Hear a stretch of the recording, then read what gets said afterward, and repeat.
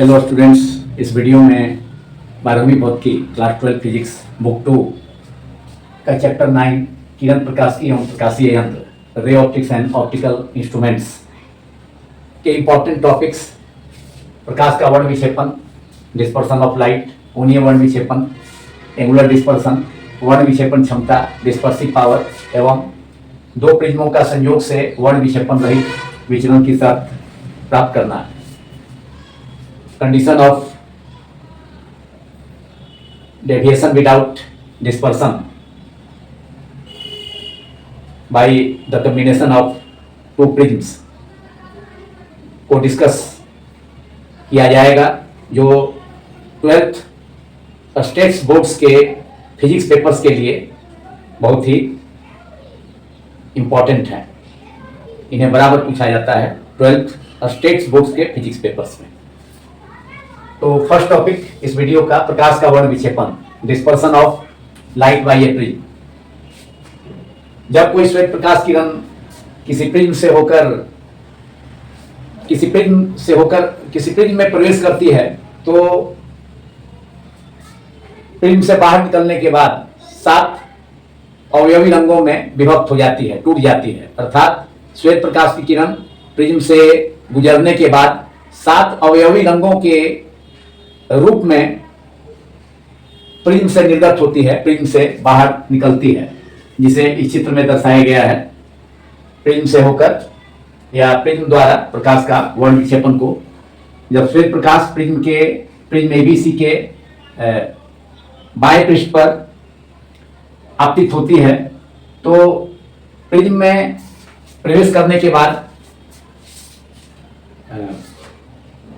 प्रकाश किरण श्वेत प्रकाश के साथ अवयवी रंगों, जिसे बयानी पिनाला द्वारा व्यक्त किया जाता है, उसे इस चित्र में दर्शाया भी गया है, उन 7 अवयवी रंगों को।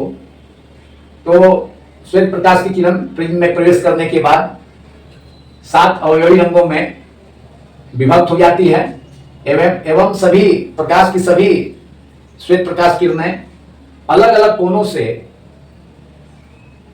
विचलित होकर श्वेत प्रकाश के किरण के पूर्व पथ की दिशा से या प्रिज्म से निर्गत होती है तो अलग अलग होकर के अलग अलग कोणों से विचलित होकर के बाहर निकलती है। इस प्रकार किसी प्रिज्म के द्वारा श्वेत प्रकाश का वर्ण विक्षेपण हो जाता है। इस घटना को वर्ण विक्षेपण कहा जाता है।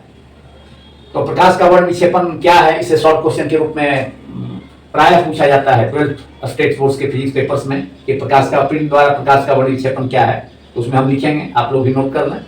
जब कोई श्वेत प्रकाश की किरण किसी प्रिज्म से होकर गुजरती है तो 7 अवयवी रंगों में विभक्त होकर, डिवाइड होकर, टूटकर प्रिज्म से निर्गत होती है, अर्थात प्रिज्म से बाहर निकलती है। इस घटना को प्रकाश का वर्ण विक्षेपण कहा जाता है।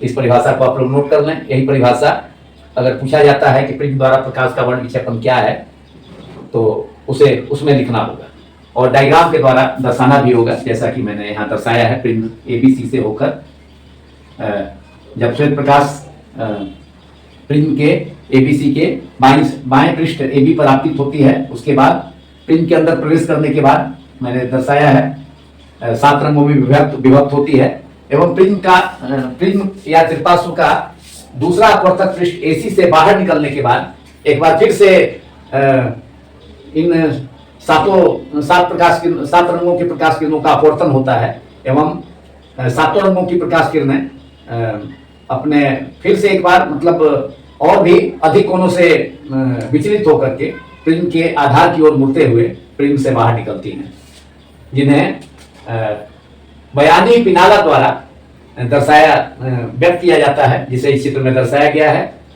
अंग्रेजी में विजियो, जहां भी स्टैंड फॉर, भी किसके लिए आया है, वायोलेट, बैंगनी रंग का प्रकाश के लिए।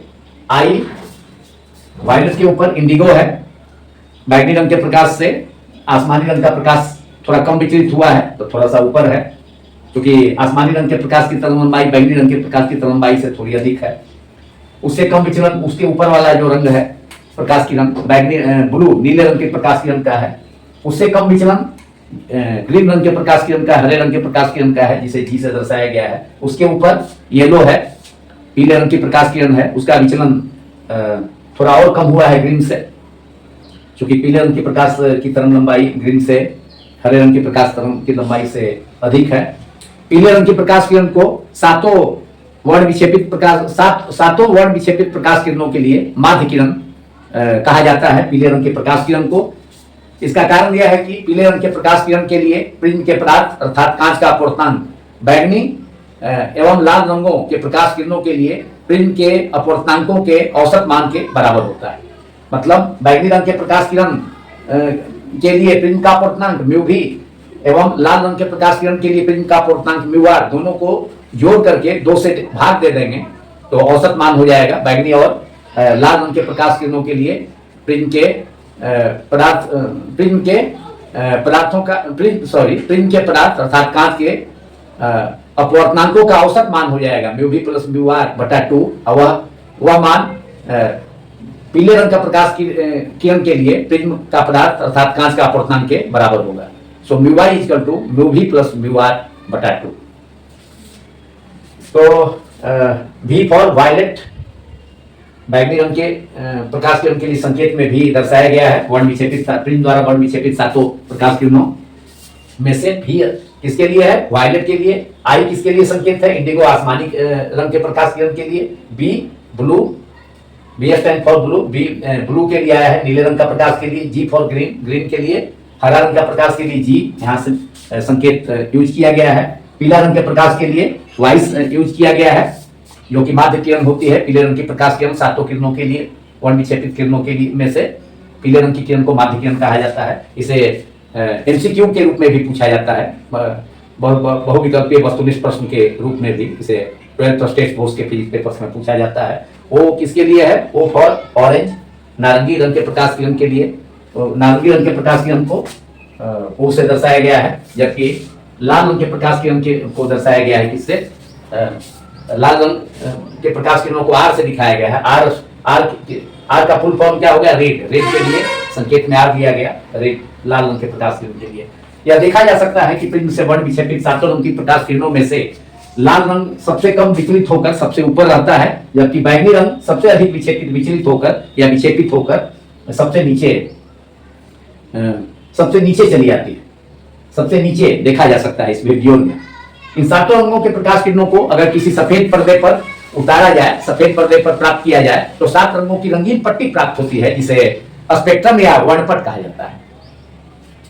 तो इस प्रकार हमने प्रिज्म द्वारा प्रकाश का वर्ण विक्षेपण की घटना को डिस्कस किया। और वर्ण विक्षेपण का कारण को भी मैंने कुछ देर पहले जिक्र किया था कि वर्ण विक्षेपण का कारण क्या है, कि प्रिज्म द्वारा श्वेत प्रकाश प्रिज्म द्वारा 7 रंगों में क्यों विभक्त कर दी जाती है, क्यों विभक्त हो जाती है प्रिज्म से निकलने के बाद। तो इसका कारण है कि प्रिज्म के लिए, माने प्रिज्म का पदार्थ कांच के लिए श्वेत प्रकाश के सातों अवयवी रंगों के प्रकाश किरणों बयानी पिनाला, जिसे शॉर्ट में छोटे रूप में कहा जाता है, तो प्रिज्म का पदार्थ कांच के लिए श्वेत प्रकाश के सातों अवयवी रंगों के प्रकाश किरणों की तरंग लंबाइयां अलग अलग होती हैं तथा प्रिज्म के अंदर उनकी चाल भी अलग अलग होती है। लाल रंग के प्रकाश किरण की चाल सबसे अधिक होती है, तो लाल रंग का प्रकाश किरण सबसे कम विचलित होकर सबसे ऊपर रहता है, लेकिन बैंगनी रंग के प्रकाश की तरंग लंबाई सबसे कम होती है। तो प्रिज्म के अंदर, मतलब कांच के अंदर बैंगनी रंग के प्रकाश की चाल सबसे कम होती है। तो अलग सातों रंगों की चाल प्रिज्म से होकर, प्रिज्म में क्या है, माध्यम में, प्रांतीय माध्यम प्रिज्म में सातों रंगों के प्रकाश किरणों की चाल अलग अलग है, तरंग लंबाइयां उनकी अलग अलग है। इसलिए सातों रंगों के प्रकाश किरणों के लिए प्रिज्म के पदार्थ का, मतलब कांच का अपवर्तनांक भी अलग अलग होता है। तो लाल रंग के प्रकाश की चाल सबसे अधिक होती है प्रिज्म के अंदर, इसलिए लाल रंग सबसे कम विकसित होकर सबसे ऊपर रहता है। बैंगनी रंग के प्रकाश की चाल, तरंग लंबाई बैंगनी रंग के प्रकाश की सबसे कम है, तो बैंगनी रंग के प्रकाश की चाल भी प्रिज्म के अंदर सबसे कम होती है। इससे बैंगनी रंग की प्रकाश किरण सबसे अधिक विचलित होकर सबसे नीचे रहता है, इसलिए कि बैंगनी रंग के प्रकाश के लिए प्रिज्म का पदार्थ अर्थात कांच का अपवर्तनांक सबसे अधिक होता है। अपवर्तनांक म्यू बराबर होता है, अपवर्तनांक का फॉर्मूला होता है, सूत्र होता है C/D, जहां C निर्वात में प्रकाश की चाल है, जबकि भी माध्यम में प्रकाश की चाल है। माध्यम यहाँ कौन है? प्रिज्म है, कांच है। तो कहने का मतलब है कि जिसका क्योंकि लाल रंग का स्पीड सबसे अधिक है, लाल रंग की चाल सबसे अधिक है। लाल रंग यहाँ पर अपवर्तनांक का सूत्र में C/V डिनोमिनेटर में है, हर में है, तो स्पीड लाल रंग का ज्यादा होगा, तो अपवर्तनांक लाल रंग के प्रकाश के लिए प्रिज्म का पदार्थ मतलब कांच का अपवर्तनांक सबसे कम होगा। तो लाल रंग का प्रकाश के लिए प्रिज्म का अपवर्तनांक अर्थात कांच का अपवर्तनांक प्रिज्म के पदार्थ का अपवर्तनांक सबसे कम होगा, इसलिए लाल रंग सबसे ऊपर। जबकि बैंगनी रंग की चाल सबसे कम होती है कांच से होकर के, क्योंकि बैंगनी रंग की प्रकाश की तरंग लंबाई सबसे कम होती है, तो चाल भी सबसे कम होगी। चाल कम होगी तो चाल मतलब प्रिज्म में चाल माने कांच में चाल जो है का संकेत भी है, तो भी नीचे में है, हर में है, तो भी कम होगा। जिसका वेलोसिटी स्पीड कम होगा तो अपवर्तनांक ज्यादा होगा।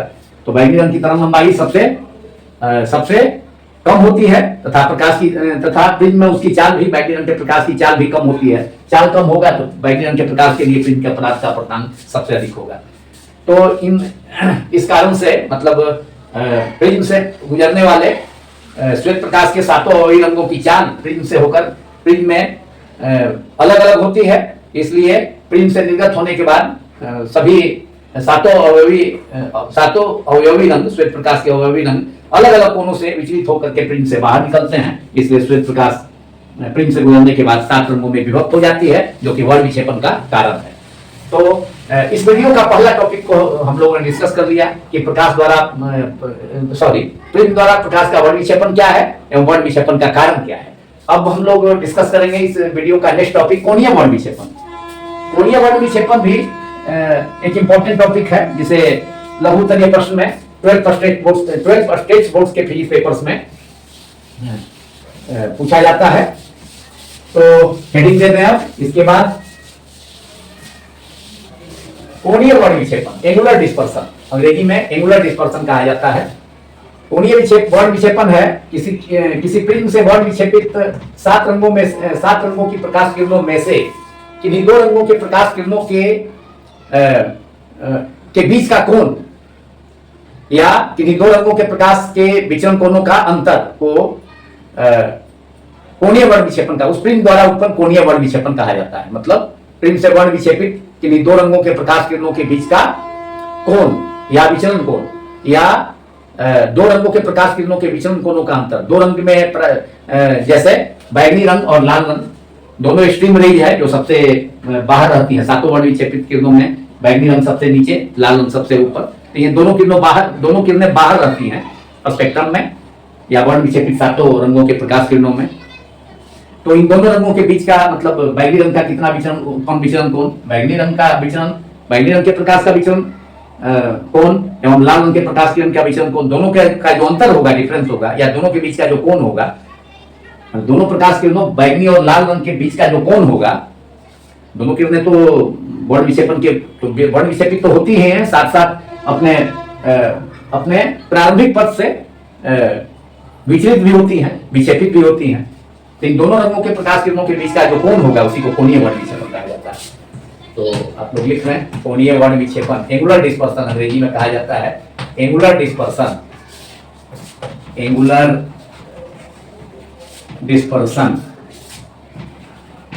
डिफिनेशन लिख लें जो मैंने अभी बताया, डायग्राम से भी इसे दिखा सकते हैं। फिर से मैं डिफिनेशन को रिपीट करता हूं जिससे कि आप लोग नोट कर सकें आसानी से। किसी प्रिज्म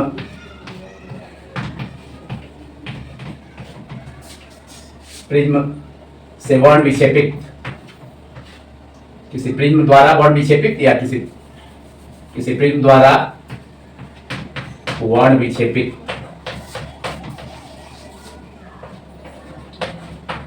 सात रंगों में से किन्हीं 2 रंगों जैसे कि बैंगनी और लाल, वर्ण विक्षेपित किन्हीं 2 रंगों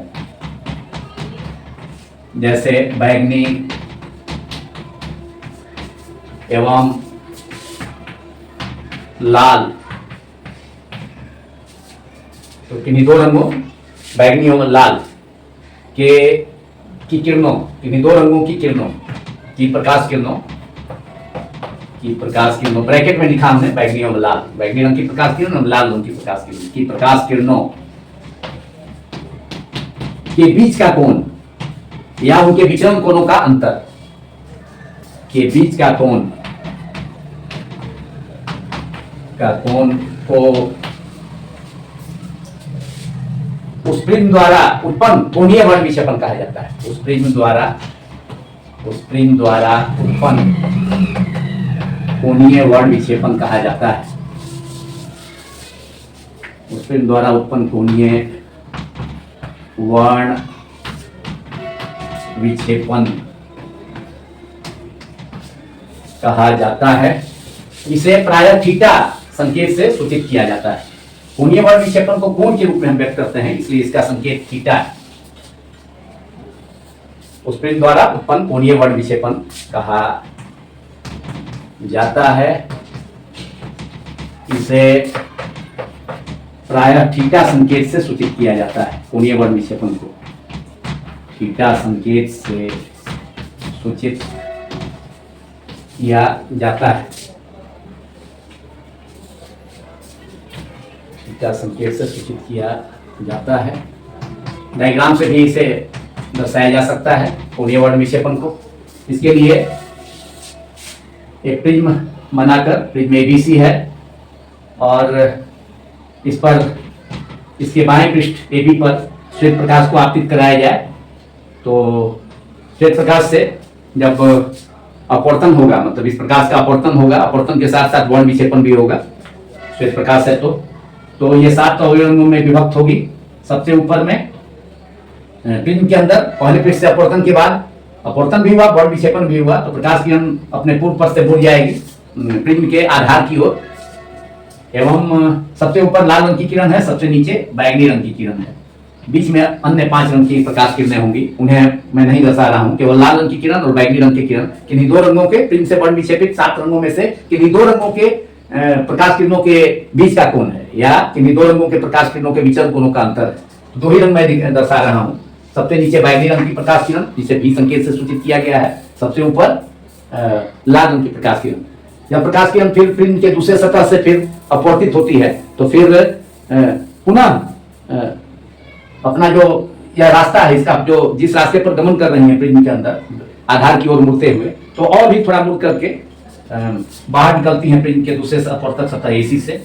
तो ये लाल रंग का प्रकाश किरण निकलेगा और थोड़ा मुड़ा, फिर से दूसरी बार अपवर्तन हुआ। पहली बार तो पहले पृष्ठ पर हुआ था अपवर्तन के साथ साथ वर्ण विक्षेपण भी, एंड दूसरे पृष्ठ पर सभी किरणों का अपवर्तन फिर से दोबारा हुआ।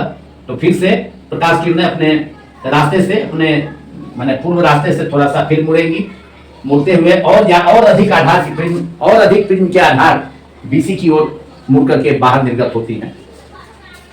तो श्वेत प्रकाश के पूर्व पथ की दिशा क्या है? इस श्वेत प्रकाश के पूर्व पथ की दिशा को डॉटेड लाइन से हम ऊपर की ओर बढ़ा दें। ये पूर्व पथ है प्रकाश का, श्वेत प्रकाश है। ये श्वेत प्रकाश जो कि प्रिज्म के पहले पृष्ठ अर्थात बाएं पृष्ठ एबी पर आपतित हुई है। प्रिज्म से में इंटर करने के बाद अपवर्तन भी प्रकाश का होगा, साथ साथ वर्ण विक्षेपण भी होगा। तो 7 रंग में प्रकाश विभक्त हो गई। पुनः 7 रंग की प्रकाश किरणें प्रिज्म के दूसरे अपवर्तक सतह एसी पर आपतित होती हैं एवं पुनः अपवर्तित होती हैं।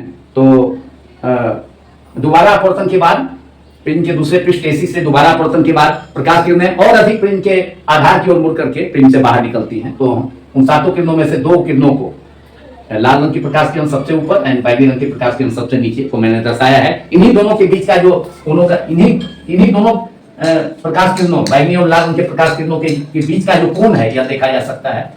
इन दोनों के बीच का कोण क्या हो गया? कोणीय वर्ण विक्षेपण हुआ, जिसे थीटा से सूचित करेंगे और जिसे व्यक्त कैसे किया जाएगा? डेल्टा भी माइनस डेल्टा है। बैगनी रंग के प्रकाश का विचलन यह हो गया, पूर्व पथ से विचलन हो गया बैगनी रंग के प्रकाश का, डेल्टा भी से हम डिनोट करेंगे इसे। एवं लाल रंग के प्रकाश का, लाल रंग का प्रकाश किरण सबसे ऊपर में है और बैगनी रंग का सबसे नीचे में है। तो बैगनी रंग के प्रकाश किरण का पूर्व पथ की दिशा से विचलन हो गया, विचलन कोण डेल्टा भी हो गया। एवं लाल रंग के प्रकाश किरण का उत्पन्न विचलन कितना हो गया? प्रिज्म कितने कोण से मोड़ देगा? प्रिज्म के दूसरे पृष्ठ से अपवर्तन के बाद जब प्रकाश किरण निकलेगी लाल रंग की प्रकाश किरण, तो सबसे ऊपर रख करके तो इसका विचलन कोण डेल्टा आर होगा। तो लाल रंग के प्रकाश का जो विचलन कोण होगा वह बैगनी रंग के प्रकाश किरण से क्या होगा? कम होगा। लेकिन इन दोनों किरणों के विचलन कोणों का जो के बीच का जो कोण है बैंगनी रंग का प्रकाश किरण सबसे नीचे, लाल रंग का सबसे ऊपर, इनके बीच का जो कोण है उसी को कोणीय वर्ण विक्षेपण कहा जाता है, जिसे थीटा संकेत से सूचित किया जाता है। मैंने चित्र में दर्शाया भी है। तो यह प्रिज्म द्वारा उत्पन्न कोणीय वर्ण विक्षेपण है,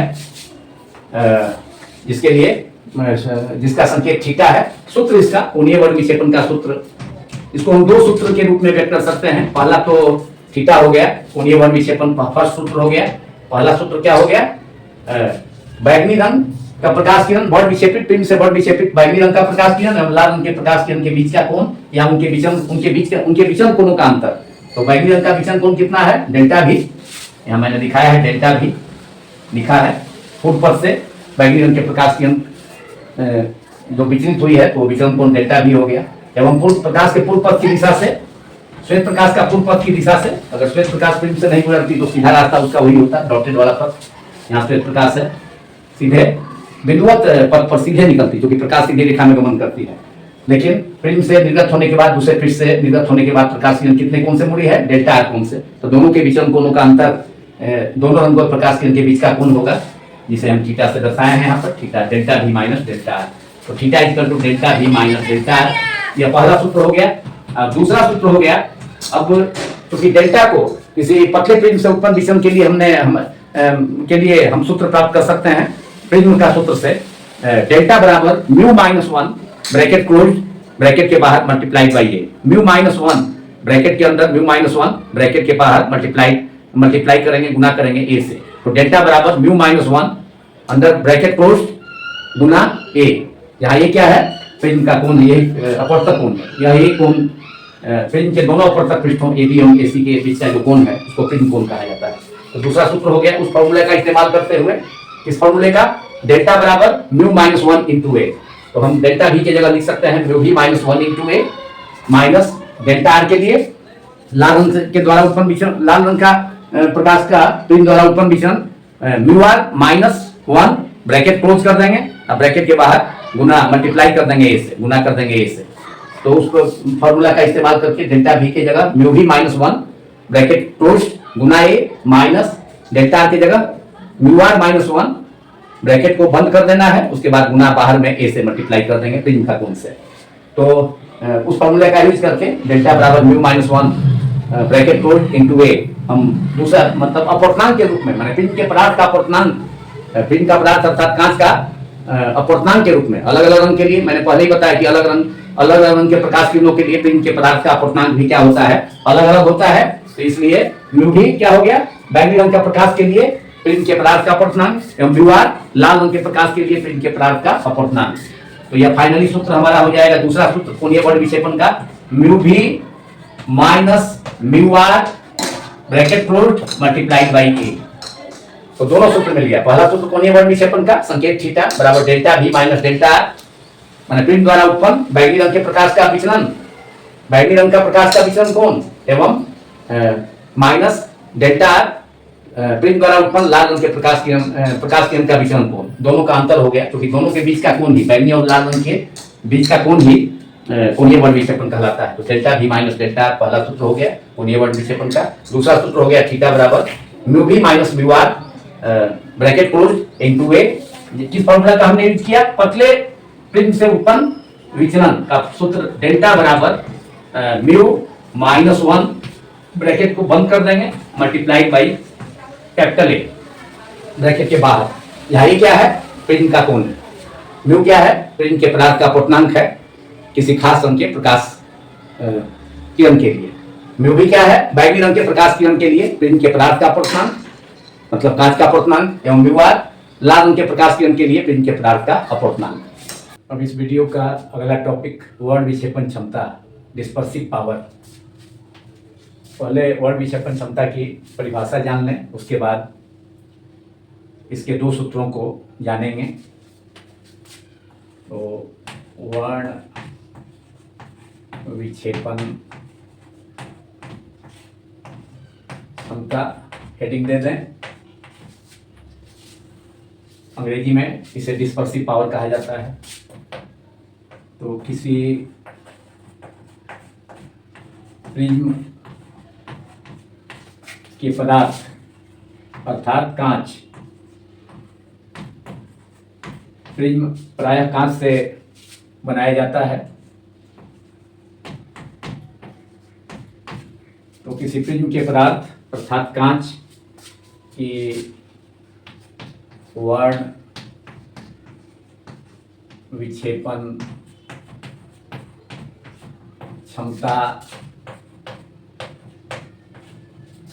उस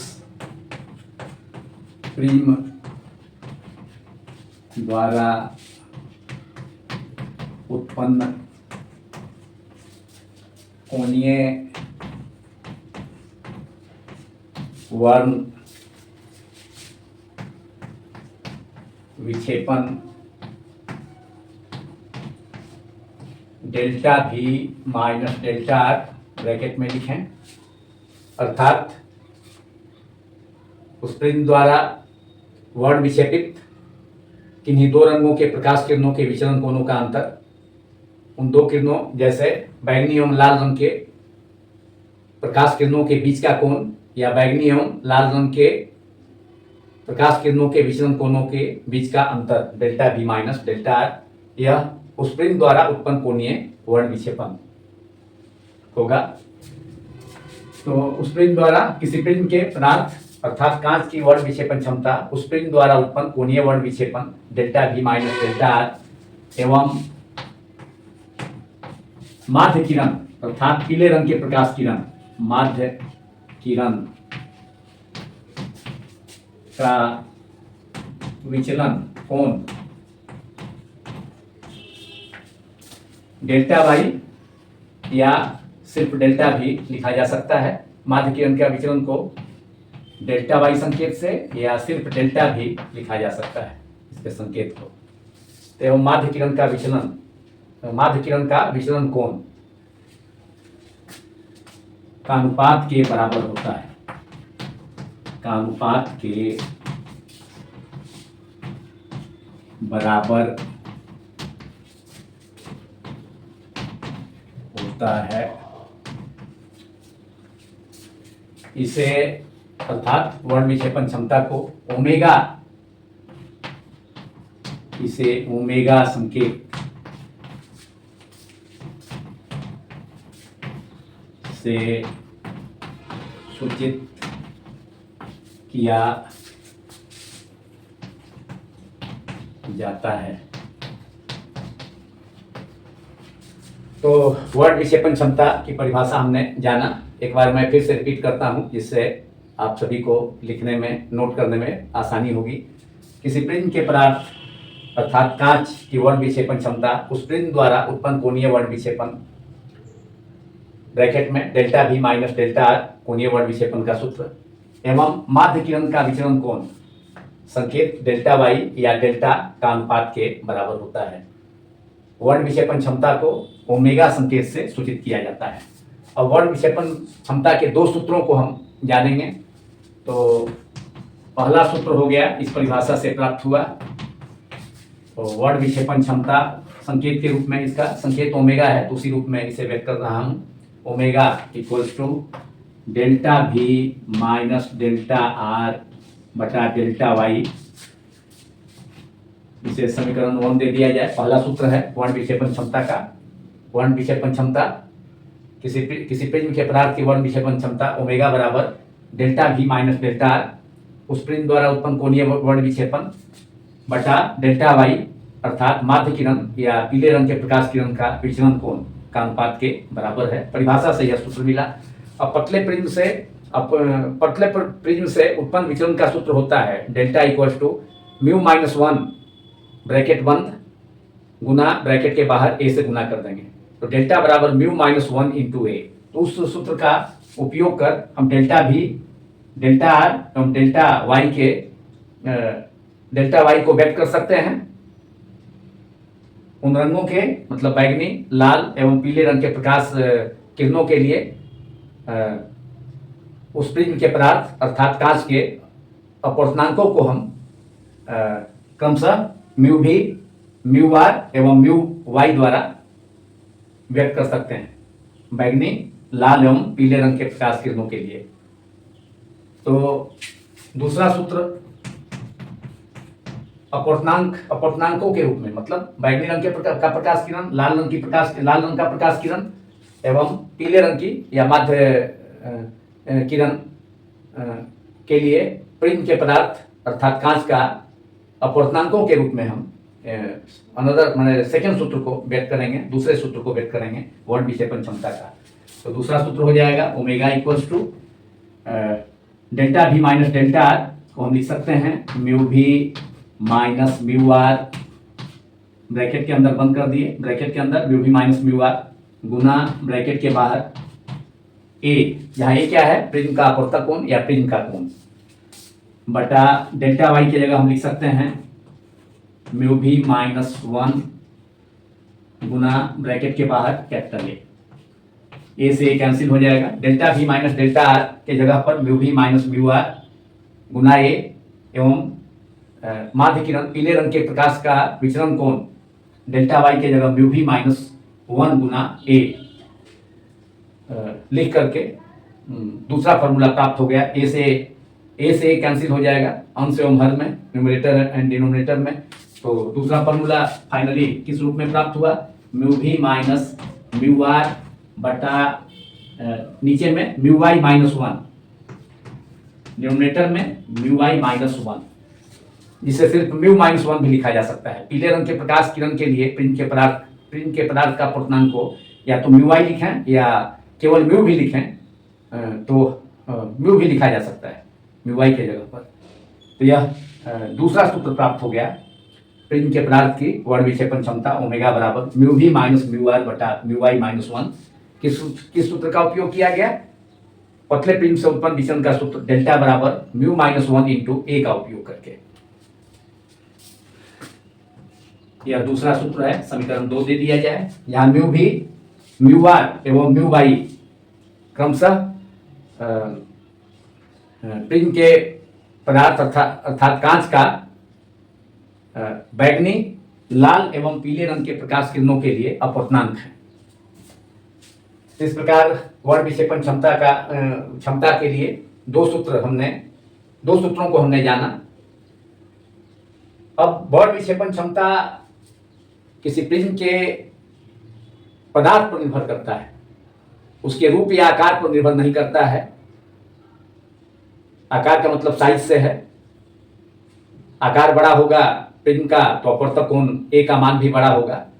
तो किसी प्रिज्म की वर्ण विक्षेपण क्षमता केवल उसके पदार्थ पर निर्भर करता है, मतलब कांच के वैरायटी पर निर्भर करता है। कौन सा कांच है, क्राउन कांच है या फ्लिंट कांच है, तो उस पर निर्भर करता है। उसके अपवर्तक कोण या उसके आकार पर निर्भर, प्रिज्म के आकार पर निर्भर नहीं करता है। ओमेगा अर्थात वर्ण विक्षेपण क्षमता का मान जितना अधिक होगा उतना ही उस पदार्थ से बना प्रिज्म अर्थात उस कांच से बना प्रिज्म द्वारा उत्पन्न स्पेक्ट्रम भी, वर्णपट भी उतना ही अधिक फैला हुआ होगा। वर्ण विक्षेपण क्षमता जितना अधिक होगा ओमेगा का मान, उतना ही उस प्रिज्म के द्वारा, उस पदार्थ से बने प्रिज्म के द्वारा स्पेक्ट्रम भी उतना ही अधिक फैला हुआ मिलेगा। वर्ण विक्षेपण क्षमता चूंकि दो समान चीजों का अनुपात है, इसलिए वर्ण विक्षेपण क्षमता का कोई मात्रक नहीं होता है, इसका केवल संख्यात्मक मान होता है। इस वीडियो के अंत में दो पतले प्रिज्मों के संयोग से वर्ण विक्षेपण रहित विचलन की शर्त प्राप्त करना, इस इंपॉर्टेंट टॉपिक को हम लोग डिस्कस करेंगे, जो 12th स्टेट्स बोर्ड के फिजिक्स पेपर्स में प्रायः लॉन्ग आंसर टाइप क्वेश्चन, दीर्घ उत्तरीय प्रश्न के रूप में पूछा जाता है। लेकिन वर्ण विक्षेपण रहित विचलन की शर्त को प्राप्त करने के पहले हम यह जानेंगे कि दो प्रिज्मों के संयोग का वर्ण विक्षेपण रहित विचलन की स्थिति या दो पतले प्रिज्मों का अवर्णक संयोग क्या है। जब विभिन्न पदार्थों के दो पतले प्रिज्मों को उल्टा कर एक दूसरे के संपर्क में इस प्रकार व्यवस्थित एडजस्ट किया जाए ताकि पहले प्रिज्म से उत्पन्न वर्ण विक्षेपण के बराबर परंतु विपरीत दिशा में दूसरे प्रिज्म से वर्ण विक्षेपण उत्पन्न हो, तो दोनों प्रिज्मों के संयोग से कुल वर्ण विक्षेपण शून्य हो जाता है, परंतु निर्गत श्वेत प्रकाश की किरण का केवल विचलन होता है, जिसे इस चित्र में दर्शाया गया है। इस चित्र में क्राउन कांच का प्रिज्म एवं फ्लिंट कांच का प्रिज्म अर्थात दो प्रिज्म हैं जिनके अपवर्तक कोण क्रमशः कैपिटल ए एवं ए डैश हैं, एक दूसरे से सटाकर एक दूसरे के संपर्क में व्यवस्थित किए जाते हैं, जिससे कि जब श्वेत प्रकाश की किरण पहले प्रिज्म अर्थात क्राउन कांच के प्रिज्म में प्रवेश करती है तो अपने साथ अवयवी रंगों में बयानीह पिनाला भिबजियोर में विभक्त हो जाती हैं एवं ये सातों रंगों की प्रकाश किरणें जब संपर्क में बगल में रखे गए या संपर्क में रखे गए दूसरे प्रिज्म अर्थात फ्लिंट कांच के प्रिज्म में प्रवेश करती हैं, तो फ्लिंट कांच का प्रिज्म उन सातों प्रकाश किरणों को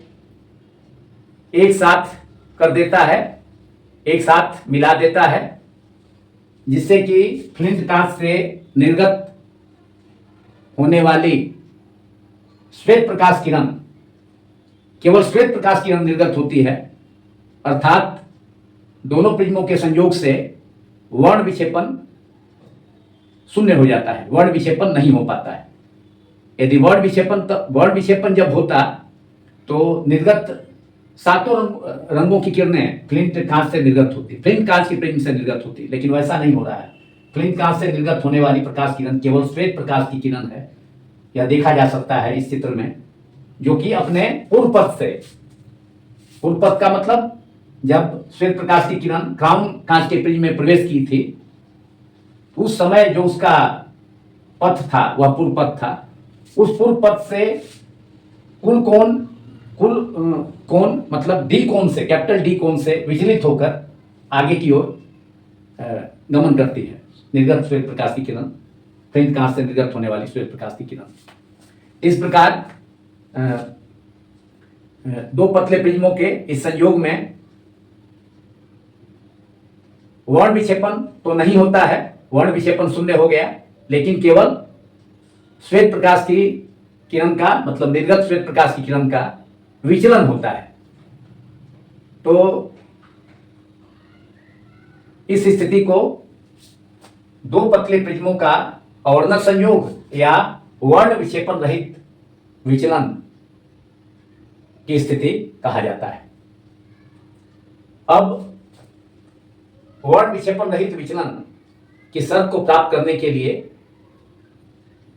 माना कि क्राउन कांच का प्रिज्म एवं फ्लिंट कांच का प्रिज्म के लिए बैगनी रंग का प्रकाश किरण, पीले रंग का प्रकाश किरण अर्थात माध्य किरण एवं लाल रंग के प्रकाश किरण के लिए क्राउन कांच के प्रिज्म का मतलब क्राउन कांच का प्रिज्म का अपवर्तनांक मतलब प्रिज्म का अपवर्तनांक का मतलब है प्रिज्म के पदार्थ का अपवर्तनांक। तो क्राउन कांच का अपवर्तनांक क्रमशः म्यू भी म्यू आई एवं म्यू आर है, जबकि बैगनी रंग का प्रकाश किरण, पीले रंग का प्रकाश किरण एवं लाल रंग का प्रकाश किरण के लिए फ्लिंट कांच का अपवर्तनांक क्रमशः म्यू भी डैश म्यू आई डैश एवं म्यू आर डैश है। दोनों प्रिज्मों के अपवर्तक कोण क्राउन प्रिज्म का अपवर्तक कोण कैपिटल ए बड़ा ए एवं फ्लिंट कांच के प्रिज्म का अपवर्तक कोण ए डैश है। दोनों प्रिज्मों को उल्टा कर एक दूसरे के संपर्क में व्यवस्थित किया गया है, जिससे कि परिणामी केवल दोनों प्रिज्मों का पतले प्रिज्मों का संयोग केवल वर्ड विक्षेपन केवल विचलन, केवल श्वेत प्रकाश का निर्गत श्वेत प्रकाश का विचलन उत्पन्न कर रहा है, वर्ड विक्षेपन नहीं। अर्थात वर्ड विक्षेपन, संयोग से उत्पन्न वर्ड विक्षेपन शून्य है। तो इसलिए सत्य प्राप्त करने के लिए क्राउन प्रिज्म द्वारा उत्पन्न कोणीय वर्ड विक्षेपन एवं फ्लिंट कांच के प्रिज्म द्वारा उत्पन्न कोणीय वर्ड विक्षेपन दोनों मिलकर के कुल वर्ड विक्षेपन शून्य कर देगा एक दूसरे के, मतलब दोनों प्रिज्मों के द्वारा वर्ड विक्षेपन निरस्त हो जाएंगे, कैंसिल आउट हो जाएंगे। इसलिए दो पतले प्रिज्मों के इस संयोग का, दो पतले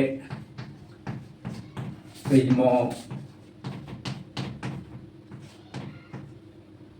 का वर्ण विक्षेपन रहित विचलन संयोग के लिए दोनों प्रिज्मों द्वारा उत्पन्न कुल वर्ण विक्षेपन, क्राउन प्रिज्म द्वारा उत्पन्न वर्ण विक्षेपन थीटा सी संकेत में एवं फ्लिंट कांच के प्रिज्म द्वारा उत्पन्न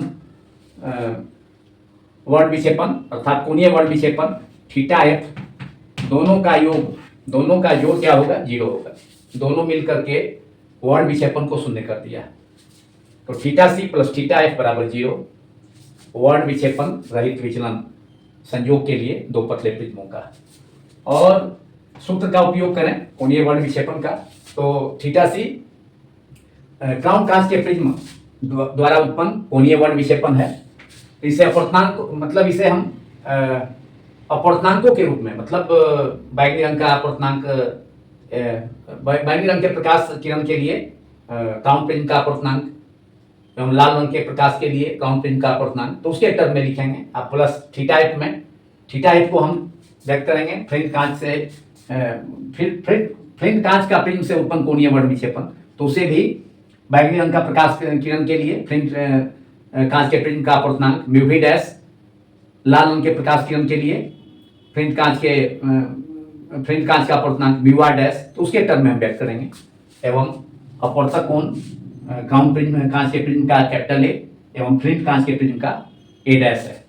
तो थीटा सी बराबर mu V minus mu R, जो कोणीय वर्ण विक्षेपन का दूसरा सूत्र है उसका उपयोग करते हुए, तो थीटा सी बराबर mu V minus mu R गुना कैपिटल ए को बाहर रखेंगे, mu V minus mu R को ब्रैकेट के अंदर, प्लस ए को बाहर गुना करेंगे mu V minus mu R bracket के अंदर, प्लस थीटा एफ क्या है? फ्लिंट कांच का प्रिज्म से उत्पन्न कोणीय वर्ण विक्षेपन, वह कितना हो जाएगा? Mu V dash minus mu R dash, bracket बंद कर दिया, गुना ब्रैकेट के बाहर ए डैश बराबर 0। अब जो सेकेंड टर्म है एलएचएस में बायां पक्ष में mu V dash minus mu R dash गुना ए डैश, इसे हम दाएं पक्ष में आरएचएस में ले जाएंगे और mu V minus mu R गुना ए बराबर minus mu V dash minus mu R dash गुना ए डैश।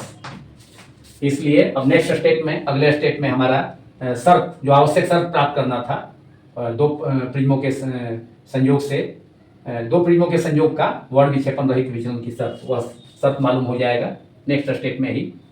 इसलिए ए डैश बटा ए बराबर minus mu V minus mu R बटा mu V dash minus mu R dash, इसे इस topic का समीकरण 1 मान लिया जाए।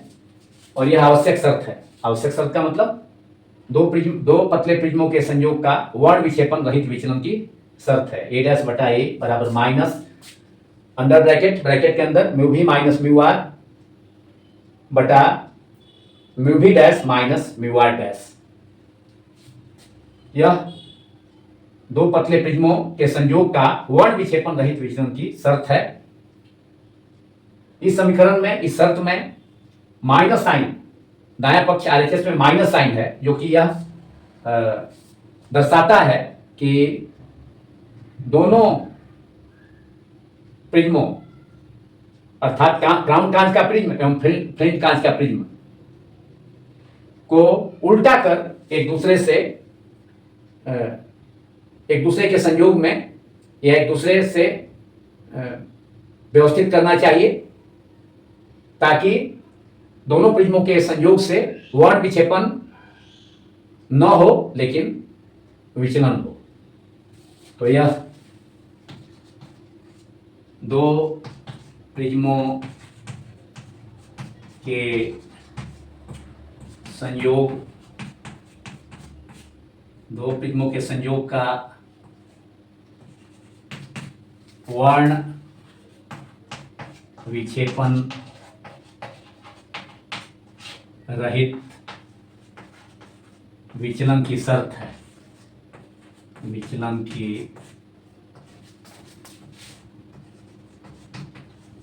शर्त है।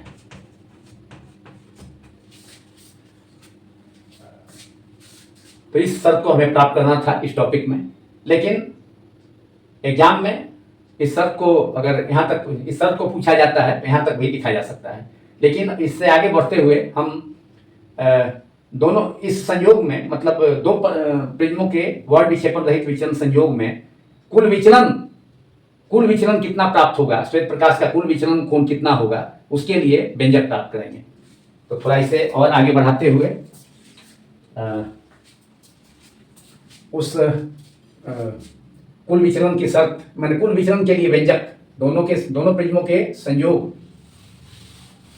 से उत्पन्न कुल विचलन को प्राप्त करने के लिए समीकरण 1 का उपयोग करेंगे। इससे फ्लिंट कांच के प्रिज्म का अपवर्तक कोण ए डैश का मान क्राउन कांच का प्रिज्म का अपवर्तक कोण ए के रूप में हम प्राप्त कर सकते हैं क्रॉस मल्टीप्लिकेशन से, तिर्यक गुना से या कैंची गुना से। तो समीकरण 1 से पहले ए डैश का मान प्राप्त कर लिया जाए, मतलब ए डैश को ए के टर्म में व्यक्त किया जाए। तो समीकरण 1 से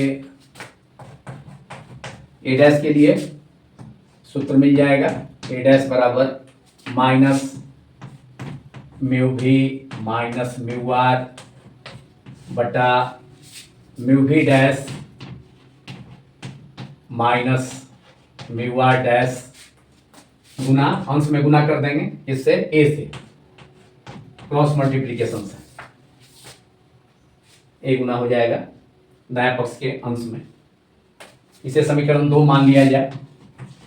ए डैश क्या है, क्राउन कांच के प्रिज्म का जो प्रिज्म उल्टा कर रखा गया है, क्राउन कांच के प्रिज्म के संपर्क में रखा गया है उल्टा करके फ्लिंट कांच का प्रिज्म, उसका अपवर्तक कोण ए डैश है, एवं ए पहला प्रिज्म अर्थात क्राउन कांच से निर्मित प्रिज्म का अपवर्तक कोण कैपिटल ए है। अब हमें कुल विचलन तो हो रहा है, भले ही कुल वर्ण विक्षेपण दो प्रिज्मों के संयोग से 0 हो गया, 0 हो गया, लेकिन विचलन तो हो रहा है। तो उस विचलन के लिए एक व्यंजक हम प्राप्त करने जा रहे हैं। तो लिखें आप लोग, दो पतले प्रिज्मों जो अलग अलग पदार्थों के हैं, क्राउन कांच से बना हुआ है दूसरा प्रिज्म, पहला प्रिज्म, दूसरा प्रिज्म फ्लिंट कांच से बना हुआ है। तो दो पतले प्रिज्मों के संयोग से उत्पन्न कुल विचलन, श्वेत प्रकाश की किरण जो निर्गत किरण है फ्लिंट कांच से निर्गत होने वाली, तो उसका कुल विचलन कोण कितना होगा, कुल विचलन वर्ण विक्षेपण रहित विचलन संयोग में कुल विचलन कैपिटल डी से हमने दर्शाया है कुल विचलन कोण श्वेत प्रकाश का अपने पूर्व पथ की दिशा से, जब फ्लिंट कांच से वही श्वेत प्रकाश निकली है तो जिस पथ पर क्राउन कांच में प्रवेश कर रही थी उसकी दिशा से डी कोण से, कुल कोण डी से मुड़ गई है, मुड़ करके आगे बढ़ रही है श्वेत प्रकाश की फ्लिंट कांच के प्रिज्म से निर्गत होने के बाद। तो डी बराबर डेल्टा प्लस डेल्टा डैश। यहाँ डेल्टा क्या है? डेल्टा है श्वेत, डेल्टा क्या है? क्राउन प्रिज्म से उत्पन्न विचलन एवं डेल्टा डैश क्या है? फ्लिंट प्रिज्म से उत्पन्न विचलन। किसका विचलन? माध्य किरण का विचलन।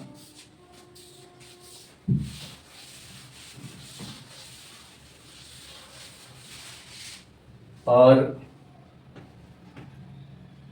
Delta equal to mu minus 1 into capital A, यह क्राउन प्रिज्म के द्वारा उत्पन्न विचलन कोण हो गया, प्रकाश का विचलन कोण म्यू माइनस 1 गुना ए प्लस डेल्टा डैश, यह फ्लिंट कांच के प्रिज्म द्वारा उत्पन्न विचलन, प्रकाश का उत्पन्न विचलन। एक ही प्रकाश का विचलन है यहाँ, तो म्यू डैश माइनस 1 गुना ए डैश।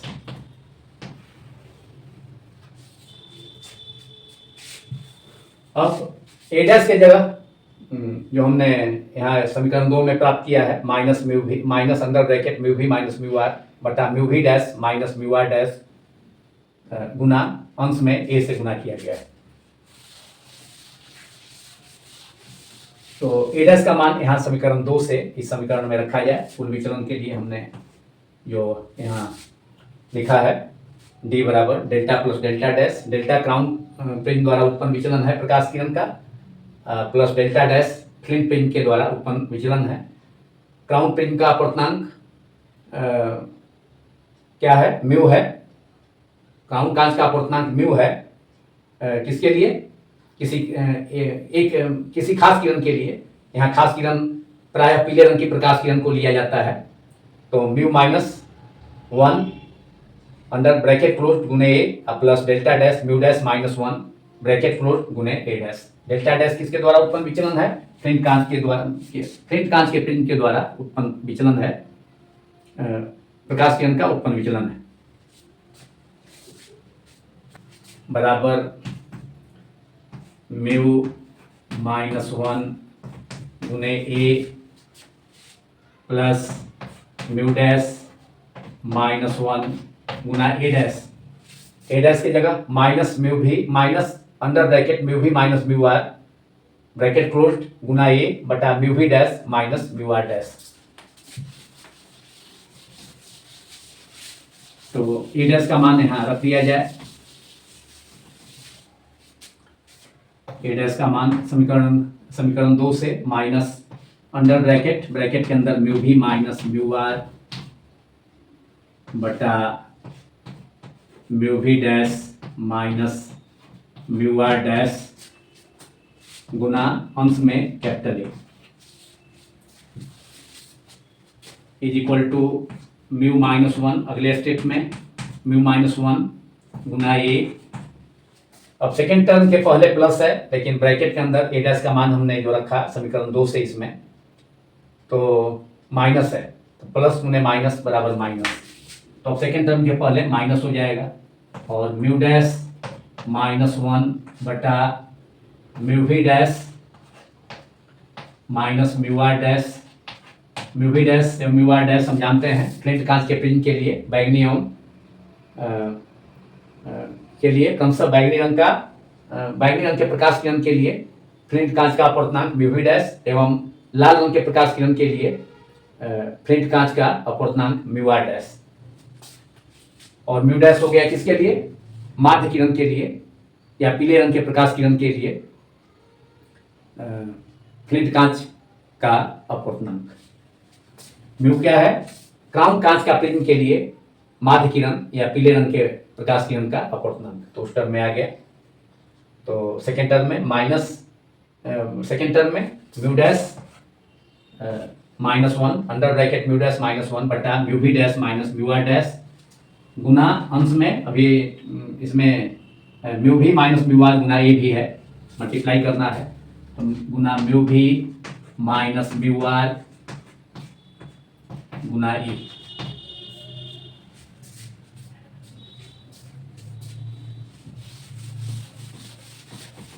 अब नेक्स्ट स्टेप में, अगले स्टेप में